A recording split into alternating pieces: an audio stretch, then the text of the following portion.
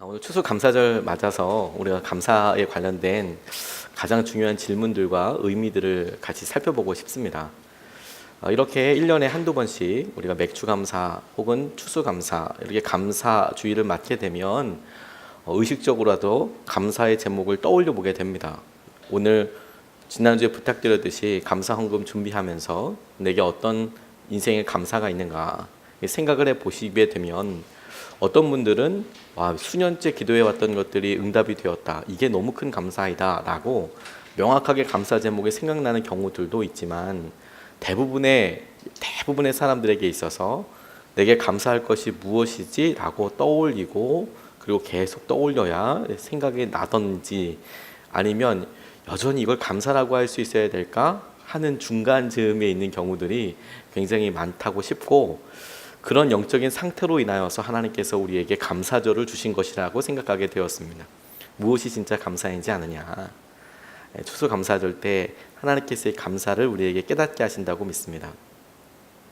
어느 아프리카 왕국에 왕과 왕의 친구가 막역한 사이로 같이 지내고 있었습니다. 서로 반말을 하면서 사석에 있을 때는 반말을 하면서 어렸을 때부터 친구여서 그렇게 친하게 지내다가 한 번은 사냥을 나가게 됐는데 이 왕의 친구에게는 독특한 습관 한 가지가 있었습니다. 그게 뭐냐면 무슨 일이 있으면 이건 좋아 이렇게 이야기하는 그런 습관이 있었습니다. 이거 좋아, 이거 좋아, 이건 좋아 계속 이렇게 이야기를 하는 거죠. 그런데 사냥을 하는 중에 여전히 이건 좋아 계속 이렇게 이야기하다가 화약을 왕이 장전하고 사냥을 하려고 하다가 화약을 장전하는 중에 실수로 인해서 이 폭발 사고가 난 겁니다. 크게 터진 건 아니었어도 총을 장전하다가 화약이 터진 거여서 사고가 일어났고 왕의 엄지손가락이 절단되게 되는 그런 엄청난 일이 있었습니다. 얼마나 아프고 얼마나 놀랐겠습니까? 그런데 이 왕의 친구가 바로 그 일이 있자마자 옆에서 이건 좋아 이렇게 이야기를 한 거예요. 이게 좋다니. 왕이 너무 실망스럽고 말도 안 된다 싶고 그리고 그 장면을 생각하면 생각할수록 용서할 수가 없어서 돌아와서 이 왕의 친구를 감옥에 가둬 버렸답니다. 그리고 그냥 잊어 지내고 이렇게 있다가 1년 정도 지나고 난 다음에 이번에도 나가게 됐는데 이번에는 사람들에게 사로잡히게 되었습니다. 그것도 식인종 마을에 사로잡히게 돼서 이제 말뚝에 묶이고 막 이렇게 되니까 이 사람이 이건 좋지 않아. 왕이 계속 그렇게 생각하고 있는데 이제 마지막으로 소단에 들어가려고 딱 하는 중에 이 식인종 마을의 한 사람이 가만히 보니까 왕에게 엄지손가락 하나가 없는 것을 발견하게 되었고 이 마을에서는 온전한 몸을 가진 사람들만 잡아먹는 그런 습관이 있었던 겁니다. 그래서 정말 죽기 바로 전에 엄지손가락이 없는 거로 인하여서 풀려나게 된 거예요. 완전 죽을 뻔하다가 풀려나게 되니까 이건 좋아 이런 생각이 들어서 돌아오자마자 친구한테 이건 정말 좋은 거였다고 그러면서 친구한테 1년 정도 감옥에 있었으니까 그건 좋지 않았다고 이렇게 이야기하니까 그 친구가 다시 정색을 하면서 아니 이건 좋아 이렇게 이야기를 하더라는 거죠. 왜 좋나? 왜 감옥에 있는데 좋을까? 이렇게 물어봤더니 자네는 손가락이 없어서 그렇게 살 수 있었지만 만약에 내가 감옥에 들어가지 않았다면 이번에 자네와 함께 여행을 갔다가 나는 온몸이 다 멀쩡하기 때문에 나는 먹혔을 테니까 이건 좋아 이렇게 이야기하더라는 것이죠. 감사와 관련된 질문을 하면서 우리가 지금 처해 있는 상황과 우리가 지금 처해 있는 그리고 우리가 지금 가지고 있는 이런 시선과 관점으로는 깨달을 수 없는 감사의 면들이 많겠다라는 생각을 하게 되었습니다. 다시 말해서 우리가 지금 너무 어렵다, 힘들다, 혹은 고난이다라고 생각하는 일들 중에 지금은 도저히 감사할 수 없다라고 생각하는 이런 것에도 심지어 우리가 지나고 난 다음에는 이건 좋아, 이건 감사인 거네 이렇게 생각할 수 있는 일들이 있을 것이다 라고 생각하게 되었습니다. 추수감사절은 성경에 추수감사절이라고 나와 있진 않지만 동일한 의미로 수장절 혹은 장막절 그리고 우리가 오늘 읽었던 초막절이라는 이름으로 소개되고 있습니다. 이때는 이스라엘 백성들이 모든 곡식을 다 거두고 난 다음에 추수한 다음에 이 추수한 모든 것들을 창고에다가 저장한다 해서 수장한다, 이런 의미로 수장절이라고 부르고, 그리고 장막에 가서 요 기간 동안에는 산다, 그래서 장막절, 초막절이라고도 부르고 있습니다. 이런 이스라엘의 히브리의 전통이, 이스라엘 백성들의 전통이 미국으로 건너가게 된 청교도들이 처음으로 미국 땅에서 걷게 된 소출들로 감사 예배를 드렸다. 그래서 추수감사, 땡스기빙이라고 이야기하는데, 그 성경적 근원은 이스라엘 백성들이 지켰던 초막절, 수장절 혹은 장막절이라고 하는 그 날에서 찾을 수 있습니다. 이것이 참 우리에게 중요한 의미를 주는 이유는 뭐냐면, 우리가 추석이라고 생각하면 거의 비슷한 이 추수감사절이 지금 이제 우리에게는 11월 초 정도가 되니까, 중순 정도가 되니까 추석이 이미 한참 지나고 난 느낌이어서 과일을 구하려고 해도 쉽지가 않고 언뜻 의미가 그렇게 되지만, 이게 이스라엘의 전통이 미국으로 가서 돌아서 이렇게 하다 보니까 약간 시간적으로 딜레이된 부분이 있지만, 우리의 추석이라고 생각을 하면 정확하게 비슷한 의미가 된다고 생각이 듭니다. 우리에게 하나님께서 허락하여 주신 것들을 우리가 감사하고 기쁨으로 예배한다. 그런데 여러분, 이게 바로 우리에게 참 많은 묵상거리와 질문들을 줍니다. 왜냐하면 초막을 짓고 너희들이 광야 생활을 했던 것들을 떠올려라, 이런 행동을 하라고 이야기하시는 그 기간이 이스라엘 백성들에게는 가장 먹을거리가 많고, 그리고 그 해에 있어서 가장 좋은 일들이다라고 생각하는 추수감사절 때 오히려 너희들 나가서 초막을 짓고 살고 광야 생활에서 있었던 일들을 기억해라 라고 명령하고 계신 거거든요. 8일 동안 너희들이 사람들을 불러서 같이 즐기고, 그리고 그때에는 초막에 가서 살고 광야에서 있었던 일을 떠올리고 이웃 사람들과 함께 기뻐해라 라고 이야기하고 있는데, 우리로 이야기하면 이렇습니다. 추석 때인데 모든 것들이 다 풍성하고 추석 보너스도 나오고 그랬는데 멀쩡한 집 놔두고 바깥에 나가서 텐트 치고 있어라 라고 이야기한다면, 참 손님을 맞이하는 것도 그럴 거고 여러모로 불편한 부분들이 많을 텐데도 하나님께서 그렇게 하면서 감사해라 라고 이야기하는 것에는 우리가 깨닫지 못하는 감사의 특별한 의미가 있다고 생각이 들었습니다. 그 위치에 가야, 그렇게 시간을 보내야 감사가 하나님께서 원하시는 진짜 감사의 면을 보게 될 것이다. 이 추수감사를 통해서 바로 그 감사의 의미를 묻다 보니까 오늘 본문 말씀에 감사는 하루에 시작되는 이벤트가 아니라, 내가 어떤 마음을 표현할 수 있는 이벤트, 어떤 사건이나 이런 것들이 아니라 반복되는 질문에 대한 대답이더라. 감사는 계속 동일한 질문에 반복해서 질문하고 그 질문에 대하여 대답하는 과정이 감사이더라 라고 깨닫게 되었습니다. 13절 말씀에 보니까 너희 타작 마당에 포도주 틀에 소출을 거두어 들인 후에 이래 동안 초막절을 지킬 것이요, 이래 동안 초막절을 지켜라 라고 이렇게 나와 있습니다. 하루가 아니라는 것은 반복적인 의미를 물어야 하는 과정을 반드시 가져오게 됩니다.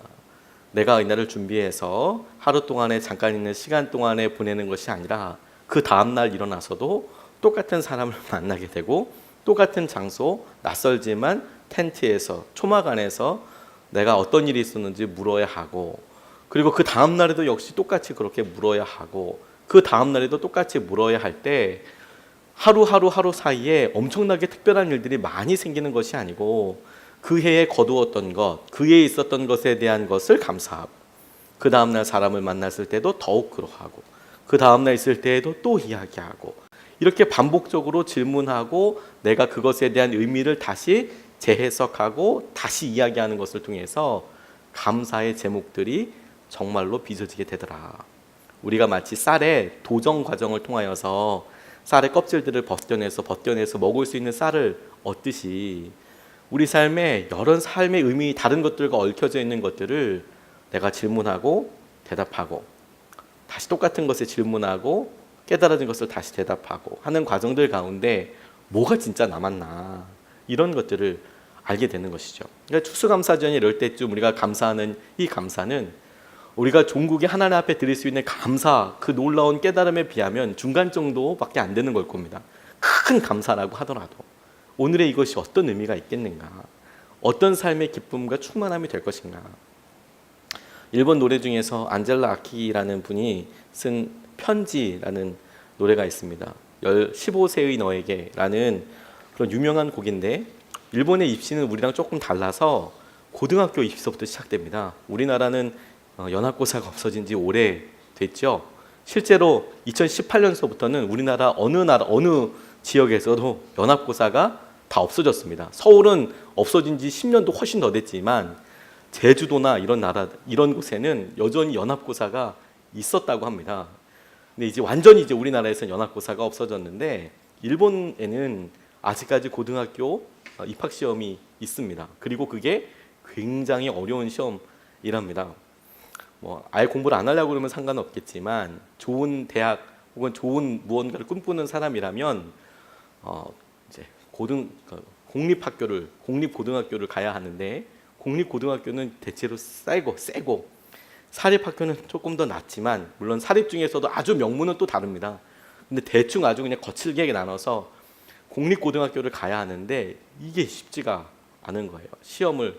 그래서 어느 학교에 들어가냐에 따라서 그 학교에서 대학도 갈 수 있는, 일본도 대학 입학 전형은 우리나라 뺨치게 엄청 어렵습니다.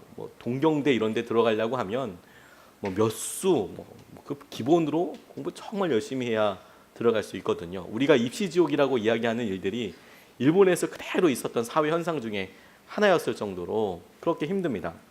일본의 학제는 그러다 보니까 초등학교가 5학년이기 때문에 15살 되는 해가 고등학교 입학시험 보는 때예요. 고등학교 입학시험. 그러니까 처음으로 자기 삶에 있어서 중요한 시험을 보는데, 이게 우리나라에서는 그냥 고등학교를 들어간다, 뺑뺑이 돌린다 이런 느낌이었던 때가 길었고, 그 전에는 물론 명문 고등학교가 있어서 시험을 봤지만, 지금 일본은 그 명문 고등학교 들어가기 위해서 시험을 보니까 아이들이 스트레스가 엄청 많은 겁니다. 처음 들어보니까. 그러니까 아이들이 극단적인 선택을 하고 사라져버릴까 이런 생각이, 다 포기하고 도망갈까 이런 생각도 하는데, 이 15세의 너에게라는 편지라는 게 뭐냐면, 이 15살 때 막 고민되는 이걸 갖다가 털어놓을 사람이 없으니까 혼자 고민하다가 먼 미래의 나에게 편지를 쓰는 거예요. 먼 훗날의 미래의 나는 나에게 내가 뭔가 좀 말할 수 있지 않을까? 그래서 가사가 이렇습니다. 15살인 내게는, 이 편지를 읽고 있는 당신은 어디서 무엇을 하고 있나요? 자기에게 물어보는 거죠. 15살인 내게는 누구에게도 말할 수 있는 고민거리가 있어요. 미래의 자신을 수신으로 쓴 편지라면 진짜 솔직하게 털어놓을 수 있겠죠. 지금 포기할 것 같아서, 울 것 같아서, 사라질 것 같은 저는 누구 말을 믿고 걸으면 되나요? 선생님 말을 들어야 될까요? 부모님 말을 들어야 할까요? 하나밖에 없는 이 가슴이 몇 번이나 엉망진창으로 무너져 괴로움 속에서 지금을 살아가고 있어요. 이렇게 이제 미래의 편지 질문을 합니다. 이거 끝나기는 하는 건가요? 이 입시와 이 어려움들이 다 끝나기는 하는 건가요? 그런데 이 노래의 2절이 그 미래에 있는 내가 15살짜리 아이에게 편지를 또 써줘요. 그냥 상상 속에서 편지를 쓰는 겁니다.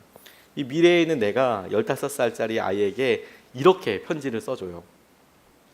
감사합니다. 15살의 당신에게 전해드리고 싶은 게 있습니다. 나는 무엇이며 어디로 향할 것인지 질문하다 보면 보일 겁니다. 거친 청춘이란 바다는 험난하지만 내일이란 해변으로 꿈의 배를 나아가 지금 포기하지 않고 울지 않고 사라질 것 같을 때엔 자신의 목소리를 믿고 걸으면 됩니다. 어른인 나도 상처받아 잠들 수 없는 밤이 있지만 쓰고 달콤한 지금을 살아가고 있어요. 이렇게 이야기해줘요. 먼 미래의 내에게, 그 미래에 있는 내가 다시 나에게 이렇게 이야기하면서 지금 있는 거 금방 지나가게 될 거야. 다 사라지게 될 거야.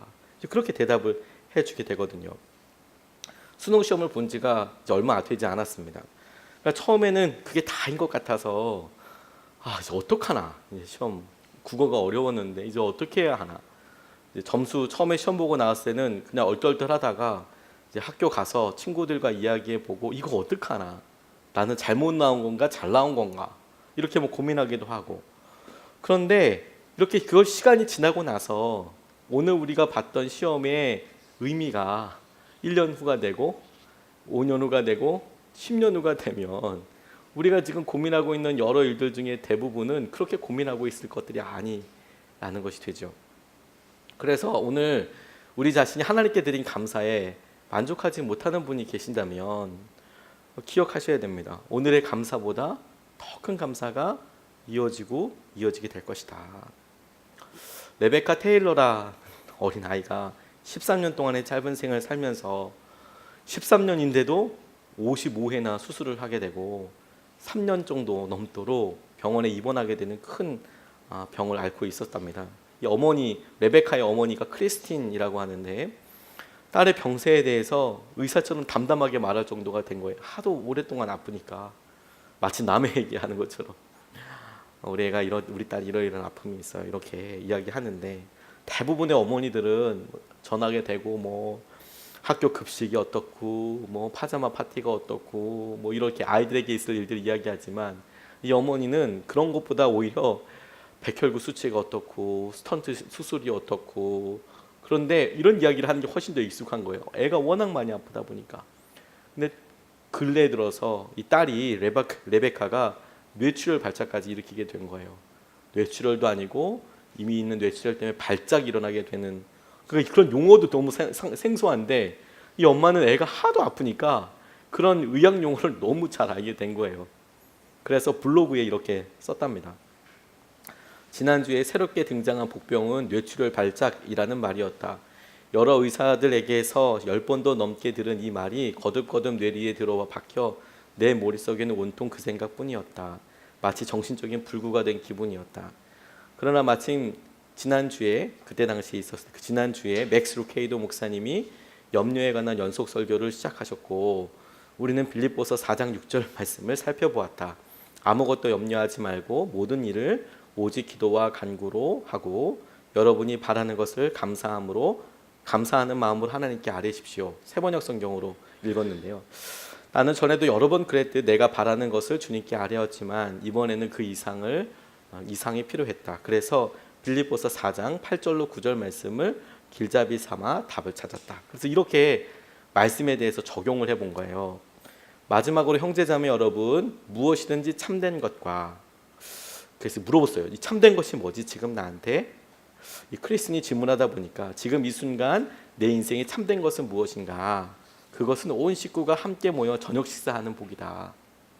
그리고 무엇이든지 경건한 것과 이 말씀을 보고 다시 질문해 봤더니 경건한 것, 병실 바깥에서 서로의 존재를 기뻐하는 것이 복이더라. 딸은 이렇게 누워있지만 그래도 이렇게 있는 것이 무엇이든지 옳은 것과 그걸 다시 가만히 묵상해 보니까 두 아들이 일상적인 삶을 경험하는 복이 있더라. 무엇이든지 순결한 것과 그걸 또 생각해 보니까 이 두 아들과 딸 아이가 이 세 아이가 모두 웃으면서 그래도 이렇게 안 아플 땐 뛰어도 놀고 그러는 게 순결하다는 생각이 들더래요. 무엇이든지 사랑스러운 것과 사랑스러운 것 이렇게 생각해 보니까 레베카가 밤에 평안히 잠든 모습을 보는 게 복이더라. 애가 이렇게 잠드는 거 보면 아이고 언제 아팠나 싶을 정도로 마음이 너무 짠하고 아픈 거, 이렇게 좋은 것 이게 복이더라. 무엇이든지 명예로운 것 이거 우리 모두가 한 팀이 돼서 지칠 줄 모르고 레베카를 돌보는 거 이거 복이구나. 또 덕이 되고 기적이 펼쳐지는 것을 보는 복.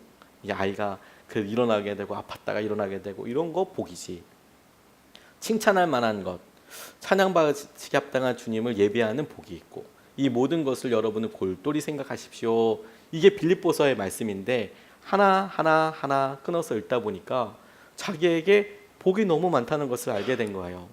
그리고 그렇게 하나씩 질문하다 보니까 아이들과 떠올려서 그래 맞아 그거 복이야 생각하다 보니까 자기 마음을 온통 화살처럼 꽉 채우고 있었던 뇌출혈 발작 이거 죽을 수도 있고 뭐 이런 거 다 사라지게 되고 어느 순간에 바로 그 순간에 내가 풍성한 복을 생각할 수 있구나. 그게 모든 지각에 뛰어난 하나님의 평강이 우리의 마음과 생각을 지키는 것이구나. 감사는 여러분 한 번에 끝나는 것 그렇게 끝나서 완성이 되지 않고 우리가 계속해서 반복해서 질문한답니다. 내가 지금 이 길을 왜 가게 됐는지 내가 지금 힘들다고 생각하는 일들이 나는 지금 어렵다고 이야기하지만 이것이 하나님께서 어떻게 주신 약속인지 다시 묻고 대답하고 다시 묻고 대답하고. 그래서 우리가 하나님 앞에 드려야 될 감사의 형태와 모습이 점점 더 완성한 그리고 풍성하게 만들어져 가는 것이죠. 이게 감사절 때 하나님께서 우리에게 떠올리게 하시는 감사의 첫 번째 모습입니다. 감사는 이벤트가 아니다. 한 번에 하루에 끝나는 것이 아니라 지속적인 반복과 질문으로 완성되어 가는 것이다. 감사는. 두 번째, 우리가 이 초막절 추수감사절의 감사에 대해서 이야기할 때에 감사에 대해서 붙잡을 수 있는 것은 이 감사는 행사가 아니라 행복한 관계와 관계가 목표이더라. 행복한 관계가 목표이더라. 14절 말씀에 보니까 절기를 지킬 때에는 너와 내 자녀와 노비와 내 성중에 거주하는 레위인과 객과 고아와 과부와 함께 즐거워하되, 이렇게 이야기하고 있습니다. 이게 추수감사절 때, 초막절 때 이야기 지켜라 라고 이야기하는 것에 이스라엘 백성들이 추수감사절 보내면서 이 초막절 보내면서 함께 지낸다는 것을 주목하다가 레위인과 함께 객, 이거 손님입니다. 손님과 고아와 과부와 함께 지낸다는 것이 특별하다. 좋겠구나. 그렇게만 그냥 막연하게 생각을 했습니다. 그런데 이 본문 말씀에 이번에 감사에 대해서 묵상하고 말씀을 준비하는데 하나님께서 계속 주목하게 하시고 마음속에 묵상하게 하신 단어가 도와야 할 사람들 중에서 그냥 내가 돕고 이례적으로 끝나는 것이 아니라 노비라는 말, 같이 살고 있고 내 모든 일을 해주는 종, 노비, 그리고 내 성중에 거주하는 누구누구들 이렇게 이야기하는데 내 성중에 함께 거주하는 이라는 말이 굉장히 제게 의미 있고 새롭게 다가왔어요. 감사를 하는데 저는 그냥 막연하게 여러 사람들과 함께 우리가 도와야 할 사람, 기억해야 될 사람, 그 사람들에게 감사를 표현하는 거구나 이렇게만 생각을 하다가 함께 거주하는, 그리고 그 함께 거주하는 사람들이 레위인이고 누구고 함께 거주하는 이라는 말이 붙으면 내가 그 사람에게 한 번 잘 대접하고 마는 것이 아니라 언제나 볼 수 있고 또 앞으로도 안 볼 수 없는 사람들 사이에 함께하고 함께 즐거워하라 라는 의미이겠더라고요. 1년에 한 번이 아니라 결혼 주례해 주신 분에게 몇 년에 한 번 찾아가서 감사하다고 인사할 수 있죠. 그렇게 감사를 표현하는 것에 우리 많은 분들이 그렇게 합니다. 그리고 우리가 감사하는 사람에게 어렵게 우리가 기회를 잡아서 찾아가서 인사하는 것도 의미 있는 일입니다. 근데 추수감사의 감사는 그렇게 하루 행사로 잡아서 무언가를 해서 감사를 표현하는 것이 아니고, 그게 의미 없다고 이야기하는 것은 아니고 의미 있지만, 추수감사절 때 감사를 통해서 우리가 붙잡아야 하는 감사의 면은 우리가 반드시 회복해야 될 관계에, 반드시 함께 가야 될 그 관계에 하나님께서 주시는 은혜를 함께 누리는 사이가 되어라 라는 의미가 되는 것이죠. 함께 성중에 거주하는 사람과 이야기해라. 누구나 지나가는 사람에게 혹은 한 번 볼 사람에게 친절하게 대할 수 있습니다. 하지만 이번 여름에 대판 크게 싸운 옆집 논 가지고 있는 아저씨와 우리와 같은 동종업계에 있는 사람과 한 번 크게 부딪혀서 어려움이 있었는데, 그래서 인사도 하고 있지 않지만 성중에 거주하고 있는 그 사람과 추수감사절을 맞아서 감사의 의미와 즐거움을 같이 떠올리기 위해서는 이 관계를 회복하지 않으면 도저히 안 되는 것이죠. 그냥 한 번 가서 내가 미안했어, 그래서 박스 하나 주고 이렇게 와서 해결될 문제가 아니고, 그렇게 감사를 표현하는 것이 아니고, 성중에서 함께 거주하고 있고 앞으로도 거주하게 될 그 사람과 감사절을 통해서 네가 꼭 나눠야 될 마음을 나누어라 라고 말씀하고 계시는 것이죠. 그럼 우리에게 이게 얼마나 놀라운 도전인지 모릅니다. 하나님께서 우리에게 사랑하는 가족 주시고, 가족들에게 우리가 서로 사랑도 많이 주고받지만 의외로 감사하다는 표현 잘 하지 못하고 살아갑니다.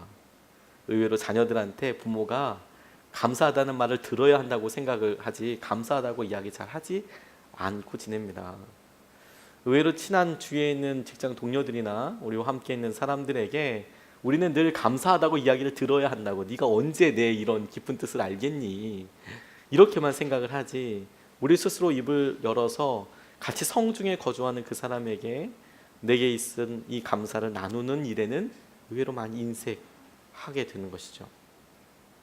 한 번의 행사가 아니라 행복한 관계를 회복하게 되는데 감사가 있다. 하나님께서 우리에게 가족에 있어서도 이렇게 나아가는 게 중요하겠다. 우리 교회에서 주민센터와 함께 이번에 이렇게 기도하면서 작년에 저희들이 기도하고 함께하면서 되게 아쉬웠던 것들이 모든 것들이 풍성하고 좋지만 미리 준비해서 우리가 이 과일 바구니가 작년에도 주위에 우리 독거노인분들에게 여기 이제 과일을 잔뜩 저희가 처음 교회가 추수감사절 여기서 하다 보니까 데코레이션 어떻게 해야 되는지 잘 몰라서 막 난리가 났었습니다. 처음에는 과일을 많이 쌓아놔야 된다고 생각을 했는데 이게 비싸기도 비싸고 한도 끝도 없는 거예요. 이게 조금만 쌓아도 과일은 이게 진짜 왜 딸기 뒤에다가 스티로폼 까는지 알았습니다.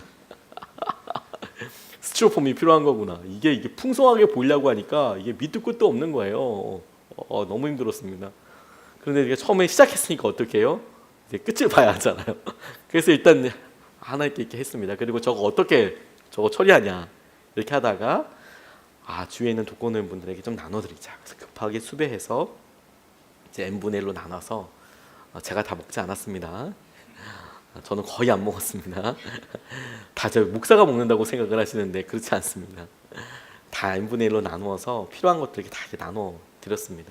그러면서 주신 아이디어가 이거 우리가 조금만 더 정신 차리고 미리미리 준비하면 꼭 필요한 곳에 할 수 있겠고, 또 이번처럼 지혜를 좀 둬서 진짜 나눌 것과 나누지 않을 것을 잘 해서 최소한만 하고 많이 나누는 데 중심을 갖자.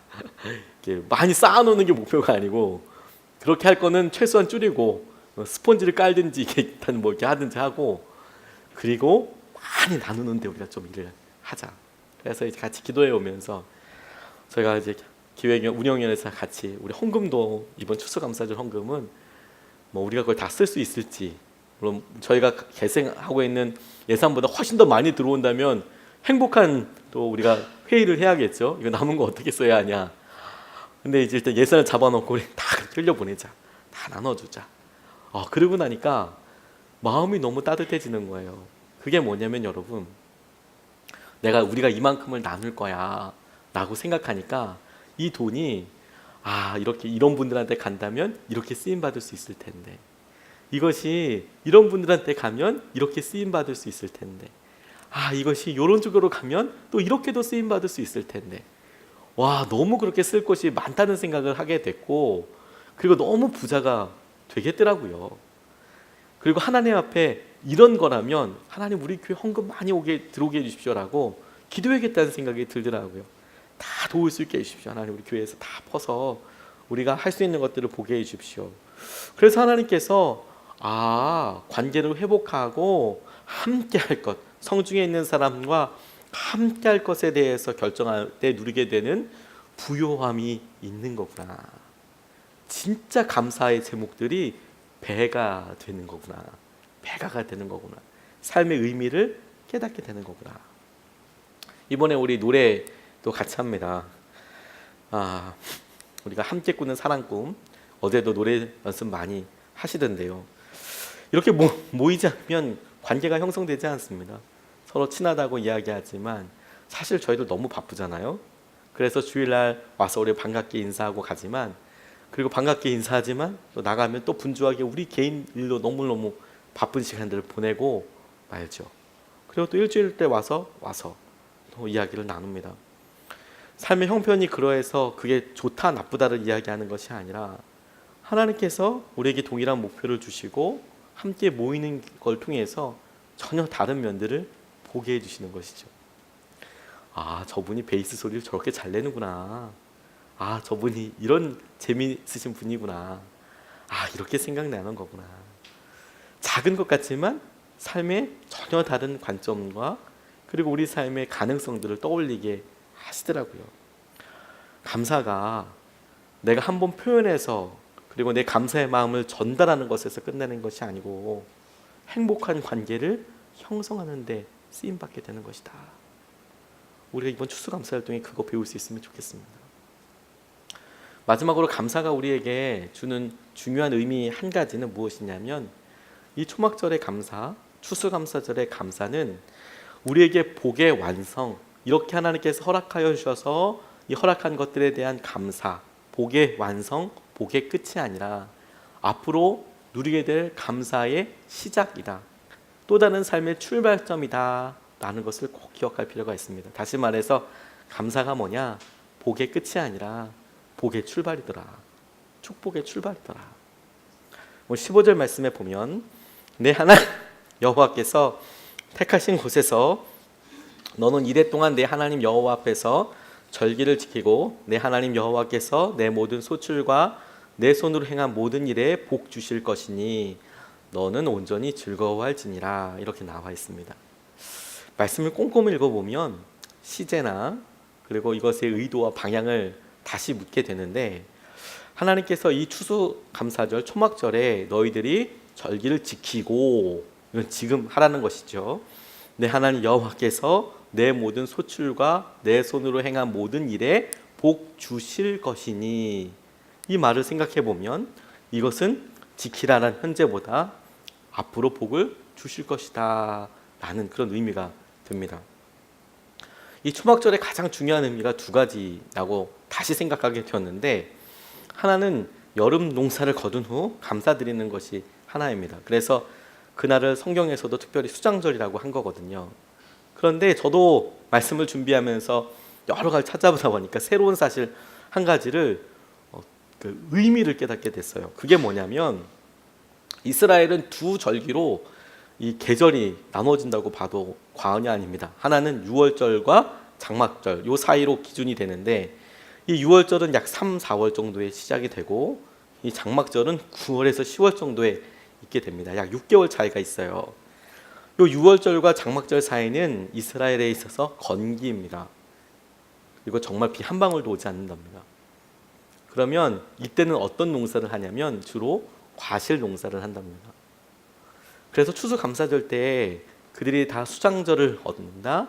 그래서 창고에다 다 이런 것들을 추수한 것들을 쟁여놓는다, 보관한다라고 이야기할 때 이 추수한 물품들이 주로 무엇이냐면 과실들, 포도주들, 이런 것들을 쟁여놓게 되는 것이죠.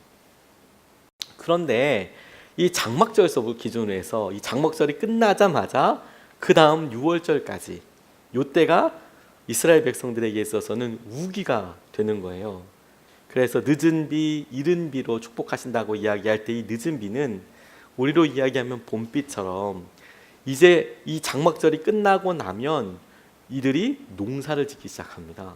밀농사, 보리농사를 짓기 시작해요.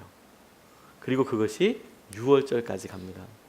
6월절은 초실절이라고도 이야기해서 이스라엘이 길게 이렇게 모습을 갖고 있는데 이 긴 곳 중에서 따뜻한 곳서부터 첫 번째 열매를 맺게 돼요. 그게 이스라엘에서 맺게 되는 첫 번째 초실, 첫 번째 열매를 드린다. 그 초실절이 6월절과 딱 붙어 있습니다. 그러니 이 장막절서부터 이 6월절 때까지 뭘 하냐면 이제 밀농사를 한다. 그걸 이스라엘의 농사를, 1년의 농사를 생각해 본다면 이 본문 말씀에서 너희들이 15절 말씀에 이래 동안 내 하나님 여호와 앞에서 절기를 지키고 내 하나님 여호와께서 내 모든 소출과 내 손으로 행한 모든 일에 복 주실 것이니 라고 이야기할 때 이게 무슨 의미인지를 알게 되는 거예요. 하나님께서 이 모든 일들을 감사합니다 라고 감사드리고 나니까, 그러니까 하나님께서 그때부터 심게 될 여러 일들에 대하여 또 다른 축복과 은혜로 함께하여 주시는 거구나.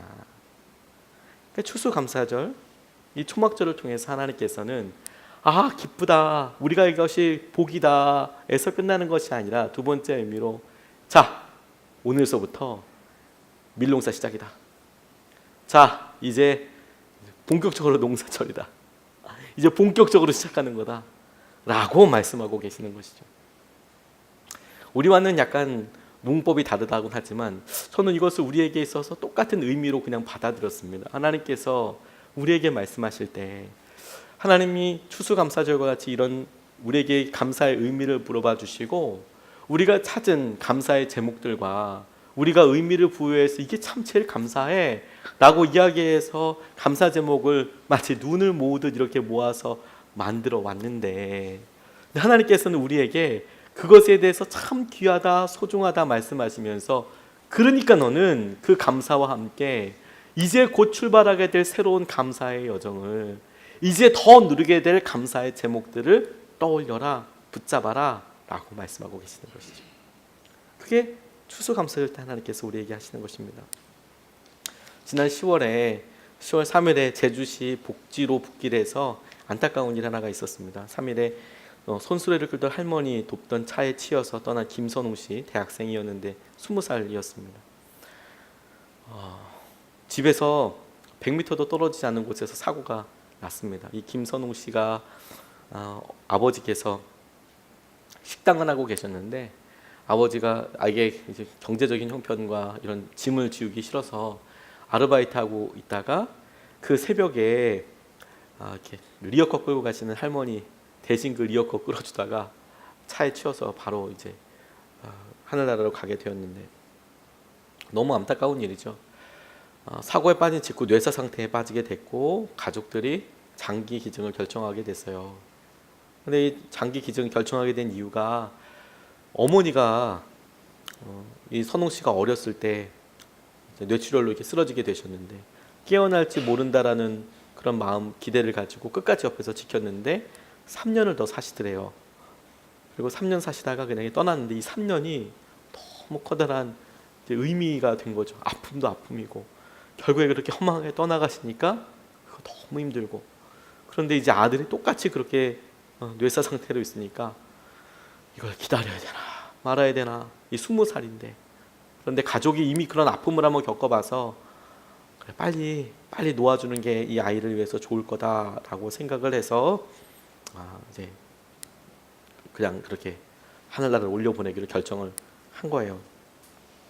그런데 그렇게 떠나면서 그렇게 평소 때도 이웃을 돕고 그렇게 하다가 이 아들이 마지막에 또 원하는 것이 있다면 그냥 올라가는 것이 아니라 장기 기증하는 걸 거다 이렇게 생각을 해서 7명에게 몸을 나누어 준 것이죠. 살리기 위해서 나눠주고 그렇게 하더라. 그리고 나서 이 인터뷰를 하던 분들이 이 선웅 씨가 어떻게 신앙생활을 했는지 제주 성안교회에 찾아가서 이야기했답니다.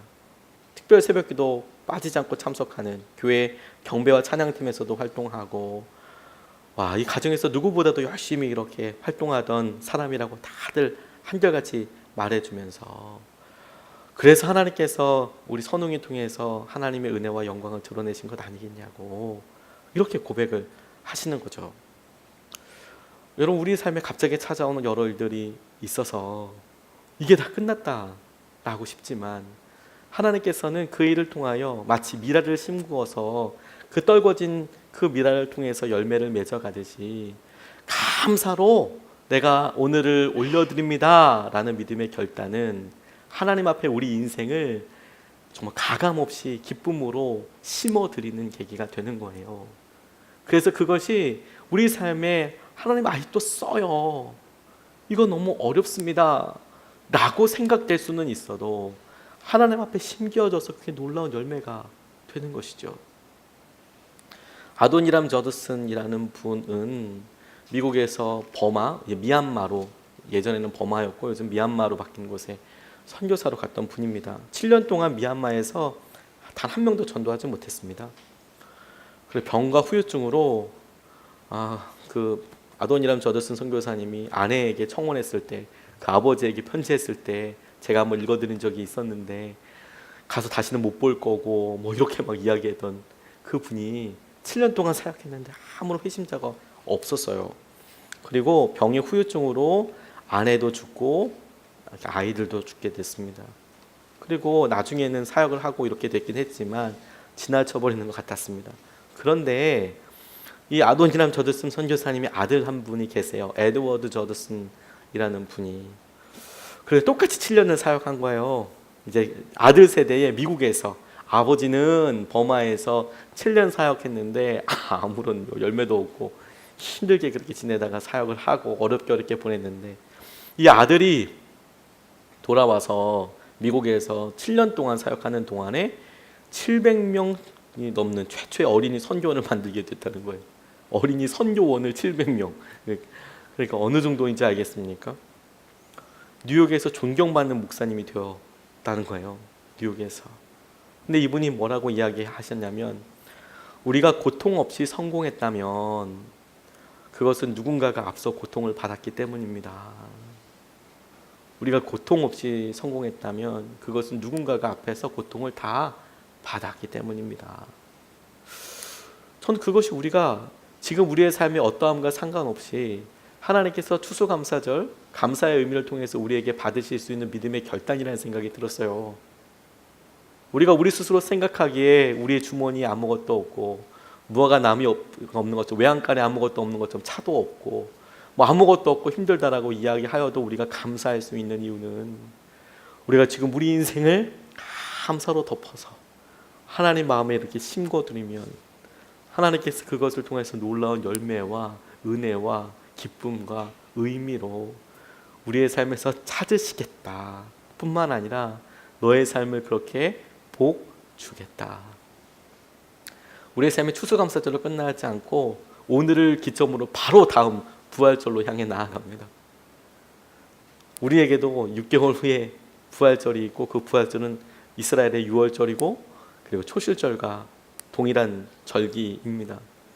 우리에게도 영적으로 똑같이 그렇다고 생각이 들었어요. 하나님께서 우리에게 기쁨과 은혜의 감사를 받으시고 바로 그 다음 하나님께서 우리에게 주실 회복과 은혜의 축복과 우리를 위하여 십자가에서 죽으실 은혜를 하나님 우리에게 회복시켜 주실 것이다. 오늘부터 연습해야겠습니다. 윌리엄 로라는 분이 우리 삶에 대해서 이렇게 도전하고 계세요. 우선 작은 일로 감사하는 연습부터 하라. 괜히 있지도 않은 일을 공상하며 자신에게 취하지 마라. 쓸데없는 고민하지 말고, 나라면, 윌리엄 로라면 재앙이나 기근이나 박해 속에서도 아주 경건하게 행동하며 하나님께 순복할 거라고 생각하지 마라. 그보다 오늘 하루를 잘 마치는 데 집중하라. 참된 열정을 보이는 최고의 방법은 작은 일들 속에서 큰 경건을 실천하는 것이다. 그것을 명심하라. 그러므로 가장 작고 평범한 일에서부터 시작하라. 자기 생각을 길들여 날마다 지극히 소소한 일상 속에서 경건을 연습하라. 멸시, 모욕, 작은 상처, 손해, 실망 등 매일의 자잘한 사건들 속에서 매번 하나님을 떠올리며 합당한 순종의 행위를 보이라. 그러면 가장 큰 시련과 고통 속에서도 하나님께 순종하고 감사하는 사람들의 반열에 당신도 당당히 들 수 있을 것이다. 저는 이것이 우리 가운데 그대로 이루어질 것을 믿습니다. 하나님께서 우리에게 추석과 지나서 2달이나 지나버린 이 추수감사절을 통해서 추석의 풍요로움을 이제 억지로 우리가 떠올려야 하고, 그때의 감사를 우리가 이제 다시 떠올려야 하는 이 시기에 주시는 이 감사의 제목이 저는 더 실제처럼 느껴졌습니다. 이게 진짜 우리 삶과 더 많이 닮았다. 이거 우리가 진짜 드려야 될 감사와 더 많이 닮았다. 그래서 우리가 더 기쁨으로 기도할 수 있게 되는 것이죠. 하나님, 오늘이 주님 앞에 감사로 올려드릴 뿐만 아니라 오늘이 우리 삶에 더 놀라운 감사로 이어지는 출발이 되게 해주십시오. 오늘 이 삶을 주님 앞에 심어 드립니다. 주님, 우리 삶의 열매를 주님께서 거둬가시고 주님의 은혜로 우리를 덮어주십시오.